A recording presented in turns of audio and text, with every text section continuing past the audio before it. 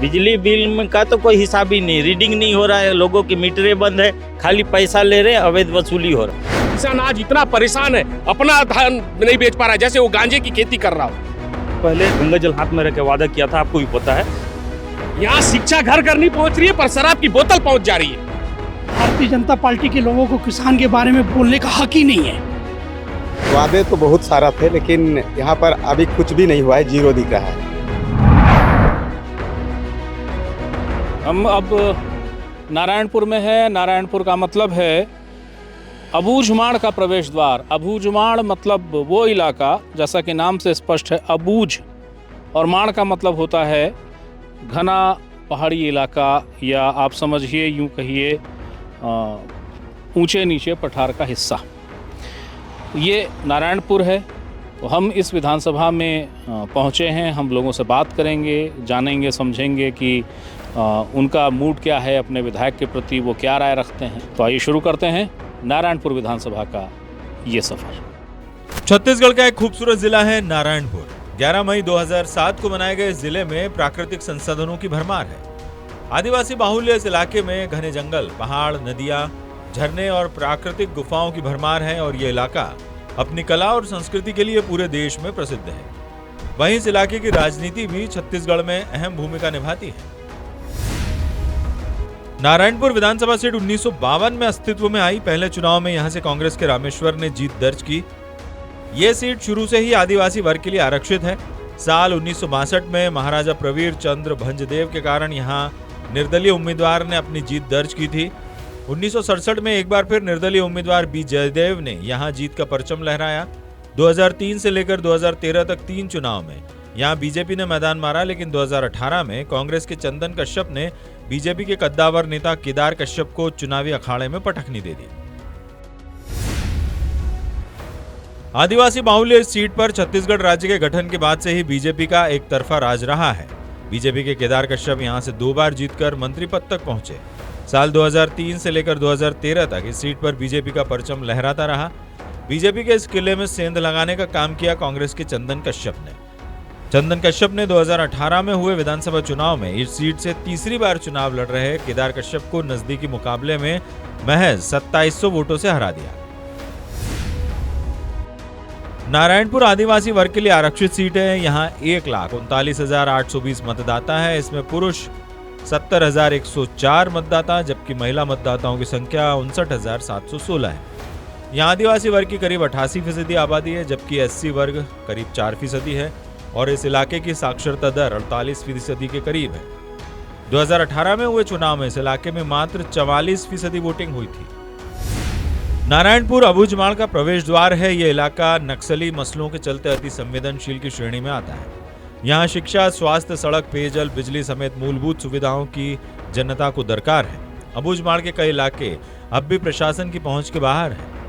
इलाके में हालांकि पुलिस की सक्रियता बढ़ी है, चहल पहल सामान्य रूप से नजर आती है। वहीं अंदरूनी इलाके में अब भी ग्रामीण फोर्स के कैंप का विरोध करते रहते हैं। हम नारायणपुर विधानसभा में हैं। हम लोगों से बात करने के लिए तलाश कर रहे हैं। मैं एक बार बता दूं फिर से, नारायणपुर विधानसभा जो है ये अबूझमाड़ का प्रवेश द्वार कहा जाता है। कुछ लोग हैं, हम उनसे बात करते हैं। सर, एक वोटर के नाते आपके जो विधायक हैं मौजूदा, वो कैसे हैं? अच्छे हैं या और अच्छा काम होना चाहिए था? क्या लगता है? विधायक तो अच्छे हैं, और जैसा नया राज्य बना, नया विधानसभा बना, उस हिसाब से काम तो हुए हैं। पिछली जो सरकार थी, उनके जो विधायक थे वो प्रदेश में मंत्री थे, है ना। वो जो मंत्री थे वो पूरा प्रदेश देखना रहता था उनको, तो वो जितना उतना ध्यान दे नहीं पाए। लेकिन ये विधायक हैं, सरकार के विधायक हैं, तो ये भी उसी समकक्ष हैं कि मंत्री है नहीं तो उतना पैसा आ नहीं पाता, और वो मंत्री थे लेकिन समय नहीं दे पाते थे। ये बताओ, वोट देते हो तो आपके विधायक जो हैं वो अच्छा काम कर रहे हैं या और अच्छा काम करने की संभावना है? क्या लगता है? अभी तो सर चल रहा है तो अच्छा, तो थोड़ा चल ही रहा है काम। और अच्छा होना चाहिए? और अच्छा होना चाहिए सर। विधायक आपके गाँव आता है? 1-2 बार आए। क्या बताएं सर, जो भी करते हैं तो चुनाव समय तो ऐसा करेंगे बोलते, उसके बाद तो कुछ काम नहीं करते हैं ना। आप लोगों के गांव आते जाते हैं विधायक, या बहुत लंबा समय लग रहा है?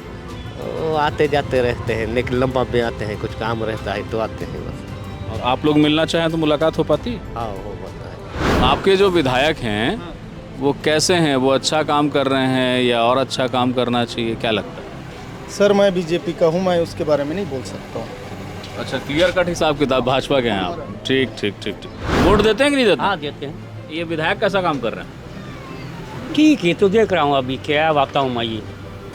नहीं तो और जो अच्छा होता काम है करना। वही अच्छा होता है, जो जीत जाता है वो अच्छा वही अच्छा है। तो काम हम कुछ तो करते हैं कि नहीं करते हैं काम, या और अच्छा काम करना है? मैं सुन रहा हूँ कुछ कुछ तो करता है। और अच्छा काम करना चाहिए। अभी देखिए सर, अभी जो राशन मिल रहा है वो भी कुछ कमी हो गया है। अभी हम तो गरीब हैं सर, तो हम क्या जिए कैसे जिए। और इसके अलावा क्या समस्या है जो विधायक नहीं कर पा रहे हैं, आपको लगता है कि होना चाहिए? विधायक अभी बोलने से करते हैं सर, जब तक नहीं बोलेंगे तब तक कौन करेगा, कि किसी को कोई ये नहीं है। कुछ मिली जुली सी राय आई हमारे सामने। कईयों का कहना था कि काम करने की संभावनाएं बहुत ज़्यादा हैं, काम और होना चाहिए, और कईयों का ये भी कहना था कि जो हो रहा है ठीक है। इन सब समस्याओं को लेकर जब हमने कांग्रेस, बीजेपी और आम आदमी पार्टी के नुमाइंदों से बात की तो वो एक दूसरे पर आरोप प्रत्यारोप करते नजर आए। तो सूत्र की टीम है नारायणपुर विधानसभा में। नारायणपुर विधानसभा वो विधानसभा है जो छत्तीसगढ़ के लिए चर्चित और राजनीति का एक विषय बने। अबूझमाड़ से उसका प्रवेश द्वार समझिए। 2018 में चुनाव हुआ जी। उस चुनाव में वादे उम्मीदें क्या थे, 4 साल बाद हासिल क्या है? वादे तो बहुत सारा थे, लेकिन यहाँ पर अभी कुछ भी नहीं हुआ है, जीरो दिख रहा है। क्योंकि यहाँ बोले थे कि हम हर घर घर नौकरी देंगे, वो भी नहीं हो पाया। यानी कि 5वीं पढ़ने वालों को भी नौकरी देंगे बोले तो वो भी नहीं हो पाया। ना धान खरीदी करेंगे बोले, दाना खरीदे करेंगे बोले, उसमें भी यानी कि 2500 रुपया देंगे बोले। शुरू साल एक बार दिए, उसके बाद दूसरा साल तो किस्त में देना शुरू कर दे, नगद देने का, वो भी नहीं हो पाया। और बोरा के लिए पूरे किसान तरस रहे हैं। इस 4 साल में सिर्फ हवाई खोखले दावे, खोखले आंकड़े, इसके अलावा कुछ भी नहीं हुआ नारायणपुर में। 2018 में कांग्रेस की घोषणा थी कि बेरोजगारों को रोजगार देंगे, लेकिन आज आप देख रहे हैं अबूझमाड़ का हाल। यहाँ रोजगार जीरो है, यहाँ से लोग पलायन कर रहे हैं लगातार। धान खरीदी केंद्र किसानों का नहीं हो रहा है, ये बहुत सरासर झूठी बात है। इनको बीजेपी के लोगों को मैं ये कहना चाहूँगा कि हमने कहा था कि 2500 रुपये धान का समर्थन मूल्य देंगे, हमने दिया, पहले दिया। इन्हीं की सरकार जो दिल्ली में बैठी है उसने बोनस की राशि हम नहीं देंगे बोली, नहीं देते हैं, ठीक है मत दीजिए। हम अपने संसाधन से 2500 रुपया राजीव गांधी किसान न्याय योजना के तहत 4 किस्तों में 2500 रुपया धनराशि हमारे प्रदेश के नारायणपुर जिले के किसानों को हमने 4 किस्तों में 3 साल लगातार दिए हैं। नारायणपुर जिले में 9 लैंप्स खोले। आज किसान अगर अपनी धान लेके जाता है 1 घंटा खड़े नहीं रहता, उनकी धान 1-1.5 घंटे में तौला जाता है, एक ट्रैक्टर, और किसान हंसते हुए घर वापस जाता है। और यही समय बीजेपी के सरकार के समय कंडील लेके खाना बनाते थे, 3 दिन आग जला के किसान लोग सोते थे। किसान आज भी परेशान है, किसान रो रहा है धान लाके अपने बेचने के लिए। उनको टोकन के उसमें उलझाया जाता है, बारदाना के लिए उलझाया जाता है। किसान आज इतना परेशान है, अपना धान नहीं बेच पा रहा है। जैसे वो गांजे की खेती कर रहा हो, वो गांजा बेचने आ रहा है, इतना परेशान किया जाता है किसानों को यहाँ पर कि किसान का दाना खरीदने वाली यह कांग्रेस की सरकार उन किसानों का जो रकबा घटाने के पीछे क्या मंशा है, पहली बात। दूसरी बात, यदि ये कह रहे हैं कि 9 धान खरीदी केंद्र यदि खोले गए हैं तो आज उनके यहाँ टोकन कितने किसानों को जारी किए हैं? आज भी टोकन के लिए तरस रहे हैं। पहली चीज, भारतीय जनता पार्टी के लोगों को किसान के बारे में बोलने का हक ही नहीं है। इन्होंने सन 13 के चुनाव में इनका जन घोषणा पत्र, जन संकल्प पत्र, ये बोलते संकल्प लिए थे कि किसानों को हम 2100 रुपये धान खरीदेंगे। क्या इन्होंने दिया? सन 18 के पहले 40,000 कुंटल धान की खरीदी होती थी। ये बोलते हैं किसानों का धान नहीं खरीदा जाता, 1 लाख कुंटल की खरीदी हो रही है। पिछले साल का आप रिकॉर्ड देख लीजिए, तो धान कहाँ से आ गया? पिछले सत्र में जो संग्रहण केंद्र में यही कांग्रेस की सरकार धान की बोरियों में रेत डालकर संग्रहण केंद्र में जो भ्रष्टाचार किया उसकी आज तक न जांच हुई, न किसी के ऊपर कार्रवाई हुई। इस पर कांग्रेसी साथी क्या जवाब देंगे? और विधायक अपना बचाव के लिए अभी बच के निकल गए, जो उनको उपस्थित होना चाहिए था यहाँ। ये सरासर झूठी बात है कि इन्होंने धान के बोरों में रेती की बात कर रहे हैं। रेती नहीं था, और रेती वहाँ पे धान के ऊपर में धान के नीचे रखने के लिए रेती रखा गया था, पानी से बचाव करने के लिए। धान तो दाना दाना खरीदा जा रहा है, लेकिन 3 साल से बोरा खरीद के किसान धान बिक्री किया है। उस बोरा का पैसा देंगे क्या 3 साल तक? 3 साल का बोरा का अभी भी वर्तमान में किसानों को बोरा खरीदना पड़ता है। दुगा बंगाल जो ग्राम पंचायत है ना, वहाँ के किसानों का पूरा गिरदावरी से पूरा गांव का पूरा नाम हटा दिया गया है। यही कांग्रेस की सरकार ने बिजली हाफ, कर्जा माफ की नारा जो दी थी ना, जन घोषणा पत्र जो जारी की, आज बिजली उपभोक्ता जितने भी धारी हैं ये अपनी कमर तोड़ के रखी है। जितना उनकी आमदनी नहीं है उससे 10 गुना उनसे वसूला जा रहा है। ये कांग्रेस की नीति और रीति की सिस्टम है। दुगा बंगाल का प्रकाश में मामला आया था और हमने प्रशासन के अधीनस्थ तहसीलदार एसडीएम को बोला है कि 1 सप्ताह के अंदर इनकी रकबा को सुधारा जाए। मैं ये कहना चाहता हूँ इस मंच के माध्यम से कि आज भी हमारे किसानों के लिए पंजीयन आज भी करना है तो हमारी सरकार खुला रखी है। कि इनके घोषणा पत्र में दारू बंद की बात हुई थी, उसका क्या फोकस है, मैं ये जानना चाहता हूँ। आज भी नारायणपुर जिला में उड़ीसा का दारू आके अवैध रूप से गांव में बेचा जा रहा है। बिजली बिल में का तो कोई हिसाब ही नहीं, रीडिंग नहीं हो रहा है, लोगों की मीटरें बंद है, खाली पैसा ले रहे, अवैध वसूली हो रहा है। और भाई साहब बीजेपी इन लोग को बस यही गिनवा रहे हैं कि 15 साल में बीजेपी ये नहीं हुआ। सरकार में तो आप बैठे हो, आप बताओ ना आप क्या किए 4 साल में। कांग्रेस सरकार ने चुनाव में आने से पहले गंगा जल हाथ में रख के वादा किया था, आपको भी पता है कि दारू बंद करेंगे, लेकिन नारायणपुर जिले में इस वक्त 32 काउंटरों में दारू बेचा जा रहा है, वो भी एमपी और उड़ीसा का शराब बेचा जा रहा है। और 9 पुलिस थाने और कैंप पार करके ये दारू ओरछा तक कैसे पहुंचता है, इसका जवाब कांग्रेस वालों से पूछिए। कि ओरछा में बालिका एकलव्य छात्रावास है और एक कन्या छात्रावास है, वहाँ से 4 बच्चियाँ लापता हो जाती हैं और आज तक जो है लापता बालिकाओं का जो है पता नहीं चलता। उसके बाद आम आदमी पार्टी आवाज़ उठाती है। उसके बाद जब जांच में टीम जाती है तो बस्तर संभाग की 16 बच्चियां, नाबालिग बच्चियां तमिलनाडु में पाया जाता है। ये कितनी बड़ी शर्मनाक घटना है और इस पे आज तक विधायक और यहाँ के कांग्रेसी भाई कोई जवाब नहीं देते। बताइए, लगातार यहाँ से नाबालिग बच्चियों का पलायन हो रहा है और वो भी छात्रावासों से हो रहा है। जैसे माननीय नेताजी ने बोला कि यहाँ 5वीं अनुसूची क्षेत्र है, शराब यहाँ पर वो सिर्फ देसी घर में शराब बनाने के लिए है। एमपी और उड़ीसा की शराब के लिए नहीं है वो नियम। यहाँ शिक्षा घर घर नहीं पहुँच रही है पर शराब की बोतल पहुँच जा रही है। खराब दारू आ रहा है भाई साहब, कि उसको पीने से आदमी बीमार पड़ रहे हैं। और रेट देख लीजिए, उसका 450 रुपया हमारे सरकार में थी, आज 900-1000 रुपया में बम्पर दे रहे हो, भाई मिलावट दारू दे रहे हैं। आप दारू दुकान से स्लिप लीजिए, अगर उसमें मिलावटी है तो आप उसमें कोर्ट में केस कीजिए। अंग्रेजी शराब की रोक हमने अवैध रूप से आई थी, हमने रोक लगाई। बलरामपुर में भी मिला था, अंबिकापुर में भी मिला था। हमारे माननीय मंत्री महोदय जी ने सख्त निर्देश दिए कि तत्काल उस पर कार्रवाई, जो भी परिवहन करता पकड़ाया जाता उस पर तत्काल कार्रवाई करे, और हमने किया, उनको जेल भी डाला। नारायणपुर का भैया हृदय स्थल एक हमारा सबसे पुराना बंधुआ तालाब था, जिसकी खूबसूरती, जिसमें जिस हिसाब से पानी भरा हुआ रहता था, लोग वहाँ पर नहाने के लिए अपने कई नित्य काम में वो तालाब आता था। पर आज उसकी स्थिति आप अभी, मैं बोलूँगा, दावा करता हूँ, अभी आप देख लीजिए, ये उनके जवाब देने लायक नहीं है और कुछ भी काम नहीं हुआ। लेकिन उसमें भी अभी लगभग मेरे ख्याल से 1 करोड़ रुपए लोग आहरण करा ली इनकी सरकार। 1 करोड़ की बात कह रहे हैं, मात्र 37 लाख ऊपर के जो कचरा साफ करने का रहा, 37 लाख रुपया खर्च किया है और ऑन द रिकॉर्ड है। कांग्रेस बड़ी बड़ी दावे करती है कि आदिवासियों की हितैषी सरकार है।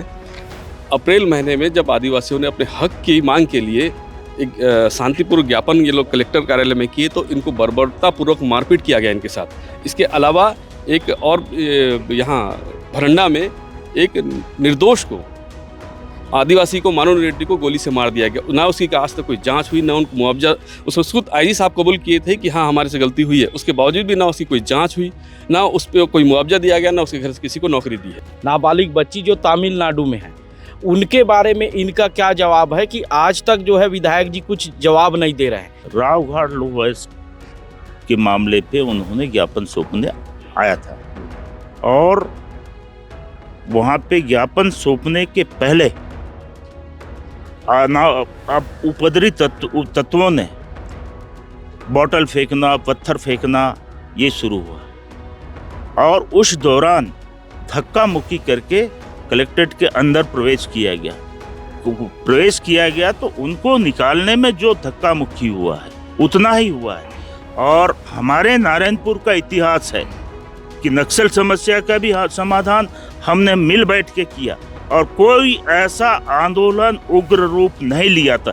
दुर्भाग्य की बात है कि उस आंदोलन में अन्य जिले के लोग आकर के नारायणपुर जिले के आदिवासियों के हितों की बात को वो बदनाम करना चाह रहे थे। तीरक भट्टी, डोंडरबेड़ा, कोकामेटा अभी भी आप चाहिए, अभी भी मैं बोलता हूँ हजारों की संख्या में आदिवासी बैठे हैं और खुले आसमान में इतने ठंड के समय में भी, पर प्रशासन निराकरण नहीं कर सकता, कम से उनकी समस्या तो सुन सकता है। वो कह रहे हैं नीको के कर्मचारी नहीं, गलत बात है भैया, इतना बड़ा झूठ है इनका, सोच लीजिए आप।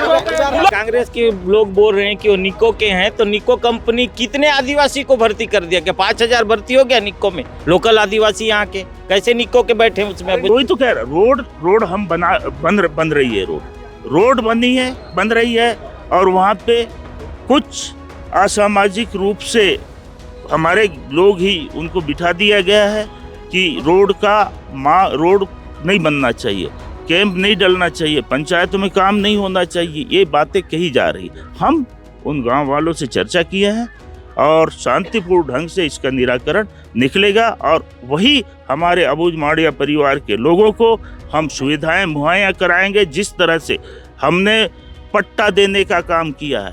कि जो 7000 मसाहती जो पट्टा जारी किया गया है, क्या वो धरातल में कृषकवार सर्वे करके जारी किया गया है कि फर्जी सूची तैयार करके टेबल में बैठ के जारी किया गया? सर ये पट्टे का बात आ रहा है, मसाहती पट्टा तो चलो ग्रामीण क्षेत्रों के लिए है, लेकिन शहरी क्षेत्र में कई लोग आज भी नजूल में जीवन यापन कर रहे हैं।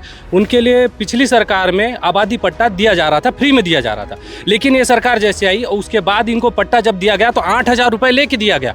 उसके ऊपर क्या बोलना चाहेंगे? और आज वो पट्टा देने का प्रक्रिया पूरी तरीके से बंद है। वो पट्टाधारी तो खारिज नहीं कर रहा है ना, पट्टाधारी तो ले रहा है, खुश है ना किसान। गांव का अबूझ माड़िया, हमारे अबूझ माड़ के लोग, अबूझ माड़िया भाई लोग ले रहे हैं, जिसमें खाद मिल रहा है, जमानत हो रहा है और लोन ले रहे हैं। और कौन सा पट्टा चाहिए? धान बिक रहा है। 15 साल इनके पास एक ही कार्यक्रम था, हर आदिवासी के घर से लड़कों को उठा के जेल में ठूसा जा रहा था। इसके सिवा इनके पास कोई काम नहीं किया इन्होंने।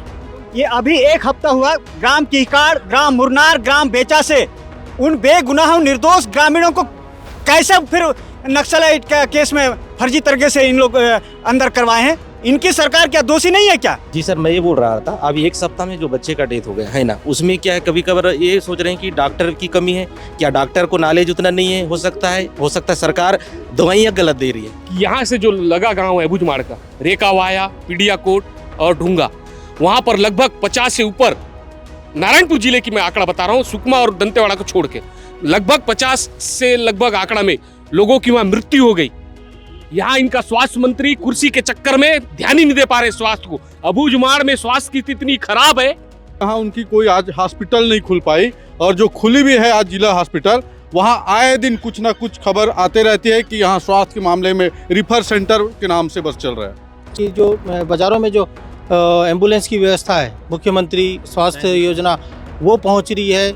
आश्रम नारायणपुर विवेकानंद आश्रम की अलग से एम्बुलेंस वो पहुंच रही है। स्वास्थ्य विभाग की जो जिला अस्पताल से है वो अलग टीम पहुंच रही है। उसके बाद बता दे रहा हूँ आपको, एनजीओ जो है यहाँ पर एनजीओ भी बैठी हुई है जो मोटरसाइकिल में एक एम्बुलेंस बना तो वो जो 40 मौतें 50 मौतें गिना रहे हैं वो कैसे हो गया और उस बारे में कोई अवेयर नहीं? ये सब फर्जी है। आप आंकड़ा कुछ भी आरोप लगा देने से उसका तथ्य लाइए ना, सबूत दें। 2019 में भी जुलाई में यहाँ पर स्वास्थ्य विभाग में फर्जी भर्ती हुई उसका मैं आदेश दिखा रहा हूँ संचालनालय का NRHM के। उन्होंने लिखा है कि भर्ती पूरी फर्जी है, इसको निरस्त किया जाए। आप इनसे पूछ लीजिए कि वो भर्ती निरस्त क्यों नहीं हुई अभी तक। जांच हुई और उसमें कुछ त्रुटियां पाई गई है। जांच हुई और दोषी लोगों को बर्खास्त करने के आदेश भी दिए गए, लेकिन सामने वाला ने कोर्ट गया, कोर्ट से स्टे लिया है। यह जो अच्छा कहने वाली या करने वाली जो अभी का जो कांग्रेस की सरकार, ये भवन बच्चों को पढ़ने वाली जो विद्यालय क्यों नहीं दे रही है? भाई साहब, यहाँ माननीय केदार कश्यप जी के द्वारा एजुकेशन हब तैयार किया गया है, बनवाया गया है। आज तक ये सरकार के पास पोताई कराने के लिए पैसा नहीं है भाई साहब उस एजुकेशन हब में। बड़ी बड़ी स्कूलें खोलने का जो दावा किया जा रहा है बीजेपी के द्वारा और कांग्रेस के द्वारा, वो आज 10-10 साल, 15-15 साल, 20-20 साल होने जा रहे हैं, भवन नहीं बन पा रहे हैं। और जो आश्रम मूल रूप से जहां होना चाहिए, उस आश्रमों को संचालित ओरछा मुख्यालय में करवाया जा रहा है, और वो ओरछा नारायणपुर जैसे जगह में, जबकि वहाँ के बच्चे 35-35, 40-40 बच्चे वहाँ पूरी तरह से अशिक्षित हैं। के लिए दुर्भाग्य है, हमारा विधायक 15 साल शिक्षा मंत्री था, और नारायणपुर की आज स्थिति क्यों ऐसी है? सर 4 साल से आपका विधायक 4 साल से है। 2 साल कोरोना ने खा दिया। उसके बाद हमने 2 आत्मानंद इंग्लिश मीडियम स्कूल खोला है, गर्ल्स कॉलेज अलग खोला है। हाँ सर अभी वो एक भाई साहब आम आदमी पार्टी के बोल रहे थे कि जहां मूल रूप से बिल्डिंग बनना था वहां नहीं बनाया गया। ये किसने किया? ये सिर्फ और सिर्फ सर लोगों के लिए दुर्भाग्यजनक है कि यहाँ का विधायक शिक्षा मंत्री था। सर ये सिर्फ और सिर्फ अपने लोगों को वहां से मतलब काम देना था। ऐसे रोड के किनारे किनारे इन्होंने बिल्डिंग बनवाया, आज वो खंडर में तब्दील है, कोई काम का नहीं है वो बिल्डिंग। उस पैसे को वैसे ही वापस कर देता। भैया जब ये सरकार 2018 में चुनाव जीती, इनका मेन फोकस था नरवा गरुआ बारी।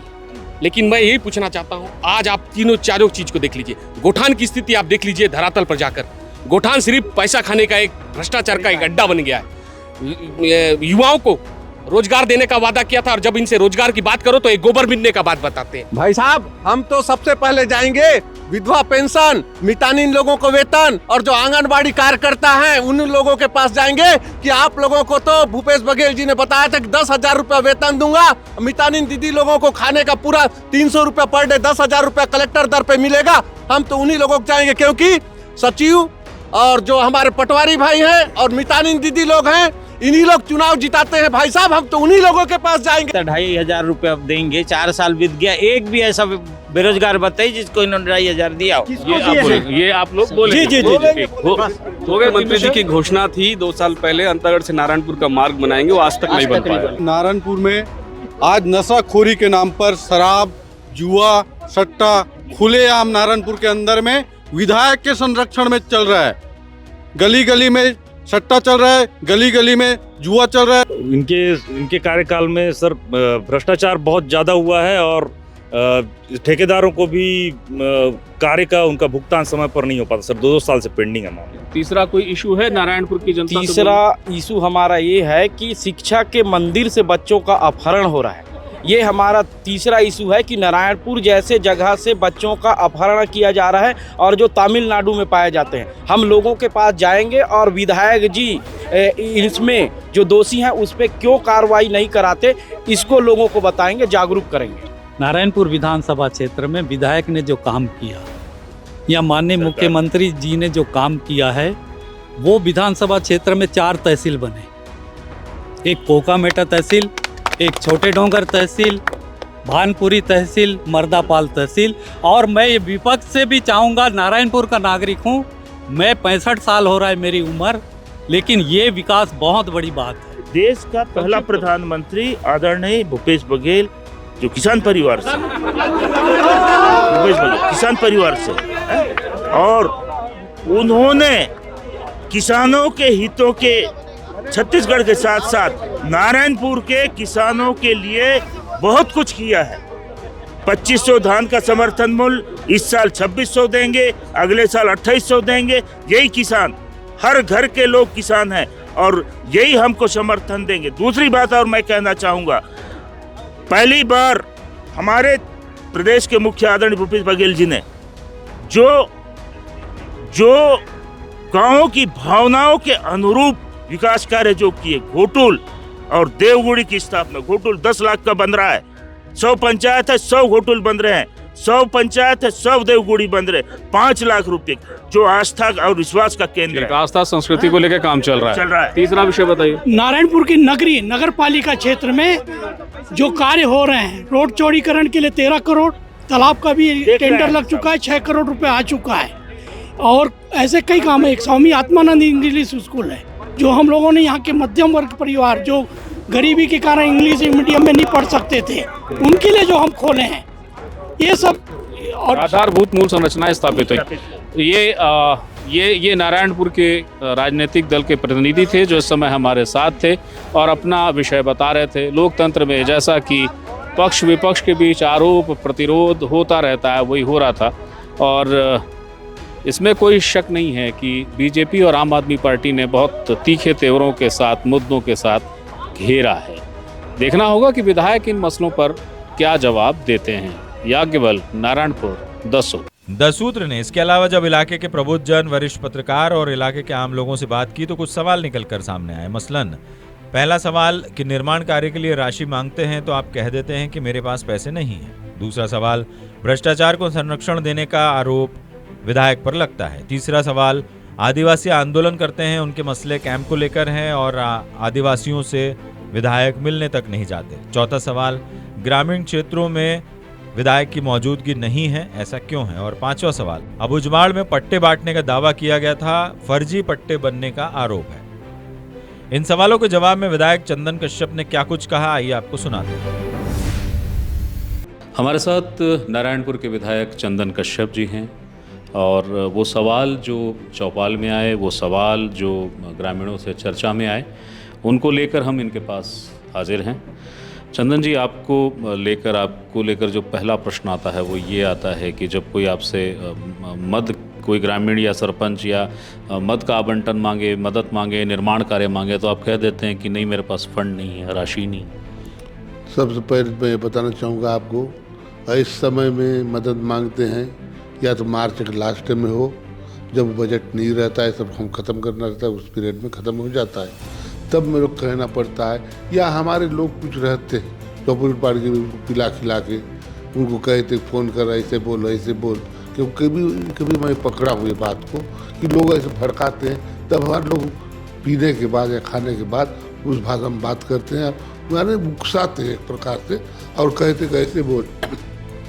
तो क्या जवाब देते, तो मैं बताऊँ आने पर बजट मिलेगा, या फिर मैं ही कहता हूँ या कोई मेरे को उधारी दे तो फिर मैं आपको स्वीकृत कर सकता हूँ, मेरे पास अभी फंड नहीं है, ये मेरा कहना रहता है। दूसरा जो विषय आपकी विधानसभा में आया वो विषय है अस्पताल को लेके। स्वास्थ्य सुविधाएं उतनी सुचारू नहीं हैं। आपके नारायणपुर के अस्पताल या अंदरूनी इलाकों के अस्पताल में डॉक्टर नहीं है, संसाधन नहीं है, रेफरल सेंटर से ज़्यादा कुछ नहीं।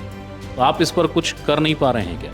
नहीं, ऐसी बात नहीं है, कहीं पर ऐसा व्यवस्था नहीं कि सिर्फ रेफरल सेंटर, जैसे जिला मुख्यालय जो अस्पताल है सभी सुविधाएँ यहाँ उपलब्ध है, चाहे भानपुरी भी उपलब्ध है, मर्दापाल में भी उपलब्ध है। जो ऐसे केस होते हैं जो वहाँ इलाज होना संभव नहीं होता है, उन्हीं केसों को हम रुकोंडा गाँव या रायपुर या जगदलपुर डिबरापाल कॉलेज में रेफर करते, अन्यथा सब इलाज यहीं पर हो जाता है। चंदन जी, आपकी विधानसभा में कई जगहों पे ग्रामीण कैंप का विरोध कर रहे हैं, लंबे अरसे से आंदोलित हैं। आप पर आरोप है कि आप उनसे मिलने तक नहीं जाते, आप उनसे बात तक नहीं करते, उनका संवाद भी आप स्थापित नहीं कर पा रहे। सबसे पहले तो बता दूं, कहीं पर विरोध नहीं है। हमारे लोग या हमारे उकसाने पर या किसी ने मेरे पास आज तक उसका विरोध करने के लिए नहीं कहा है। और यदि जब तक कैंप अंदर नहीं खुलेंगे तो हमारे संचार व्यवस्था और सड़क कैसे बनेंगे, कौन बताएगा, कौन सहायता करेगा। चंदन जी, आपकी विधानसभा का एक बड़ा हिस्सा अबूझमाड़ का हिस्सा भी है। आपकी ओर से या सरकार की ओर से दावा है कि 7000 पट्टे बटे हैं, लेकिन ये बीजेपी का आरोप है कि पट्टे बटे ही नहीं, और ग्रामीणों का ये कहना है कि ये अबूझमाड़ पूरा का पूरा जहां हम रहते हैं वो जंगल पूरा हमारा है, आपके पट्टे हम लेंगे नहीं। उनको पट्टे को लेकर विरोध है, इसका सच क्या है? मैं आपको बताना चाहूँ, जो 75 वर्षों तक किसी ने बूझा नहीं, उस अबूझमाड़ को छत्तीसगढ़ के मुख्यमंत्री आदरणीय भूपेश बघेल जी बूझने का प्रयास किया, और कुछ लोगों को मसाहती पट्टा दिया, कुछ लोगों को कहना था हमको सामूहिक पट्टा दो। मैंने कई ग्रामीणों को समझाया कि यदि सामूहिक पट्टा लेंगे तो सरकार की योजना का लाभ उसमें आप नहीं ले पाएंगे, इसलिए व्यक्तिगत सिंगल पट्टा लीजिए तो आप सरकार की योजना का लाभ और आप वनोपज है, धान है, अन्य जो संसाधन है उनको आप बेच सकेंगे और आप सरकार से लोन भी ले सकेंगे। इसलिए जो बोल रहे हैं विपक्ष लोगों का प्रोपेगेंडा है। और ये तो मैं साफ साफ कहूँगा कि विपक्ष अपनी विपक्ष की भूमिका निभा रही है मात्र, और कुछ नहीं है। पट्टा बट रहे हैं और हमारा उद्देश्य, मुख्यमंत्री का उद्देश्य है कि ग्रामीण क्षेत्रों के लोगों को, अबूझमाड़ के क्षेत्र के लोगों को पट्टा दिया जाए। और मैं ये भी कहना चाहूँगा, जल जंगल जमीन पर अबूझमाड़ियों का अधिकार है और हक आज भी है। आखिरी सवाल है मेरा, आपको लेकर दो बातें आई। एक तो ये कि जो घोषणा पत्र था कांग्रेस का, उसके कई इशू पूरे ही नहीं हुए हैं, और दूसरा आप भ्रष्टाचार में शामिल हैं या नहीं, मगर भ्रष्टाचार को आप रोक नहीं पाते हैं। 15 साल में क्या किया? उसके 15 साल की तुलना में 4 साल में दिखा दिया। यदि भ्रष्टाचार नहीं रोकता तो ऐसे काम कैसे होते? और काम निरंतर हो रहे हैं। इससे मैं कह सकता हूँ भ्रष्टाचार बहुत कम हो रहा है यहाँ और काम अधिक हो रहे हैं। 4 साल का कार्यकाल हो गया सर आपको। इस 4 साल के कार्यकाल में नारायणपुर को लेकर आप कोई ऐसी उपलब्धि बता सकते हैं क्या जिसके लिए एफर्ट भी आपके थे, बजट भी आपने आवंटित कराया और वो बन रहा है या कि बन गया है? कोई एक। देखिए, सबसे पहले तो मैंने नारायणपुर में विकास किया, 2 तहसील खुलवाया, आत्मनाथ स्कूल खुलवाया, और जो इस शहर के बीचों बीच जो बड़ी सड़क बन रही है ये भी हो रहा है, पूर्णता की ओर है। और यहाँ से वो आपका अंतागढ़ तक 40 किलोमीटर उसको भी मैंने स्वीकृत करवाया है। और मर्दापाल क्षेत्र जो कोंडागांव जिला के साथ है, वहाँ पूर्व मंत्री ने 5 साल पहले पत्थर पूजा किया, यहाँ पुलिया बना हुआ, वो जबकि बजट में था ही नहीं। मेरे कार्यकाल में मैंने उस जगह 3 पुलिया स्वीकृत कराया। मैंने मर्दापाल को तहसील घोषणा करवाया, तहसील बनवाया, भानपुरी को तहसील बनवाया, और जो सड़कें बनी भानपुरी को 15 साल मंत्री नहीं बना पाया, उन सभी काम को मैंने किया बखूबी गया। और ये भी कहूँगा कि 75 साल में भानपुरी एक विधानसभा हुआ करता जिसमें 60 साल 3 बाप बेटा, नाम नहीं बोलूँगा मैं, आप इस तरह जानते हैं कि उन्होंने 60 साल राजू की निशानी दिखा दे। और मैं कह सकता हूँ 15 साल में 10 साल अंतुराम कश्यप विधायक थे, कोंडागांव जिला और भानपुरी बस्तर जिला में उनके द्वारा किए गए कार्य आज भी दिखाई देंगे। और मेरे द्वारा किया गया 4 साल कार्य आपको बखूबी दिखेंगे मर्दापाल और बस्तर और नारायणपुर में। जो काम अब तक नहीं हुए वो इस 4 साल में हुए हैं।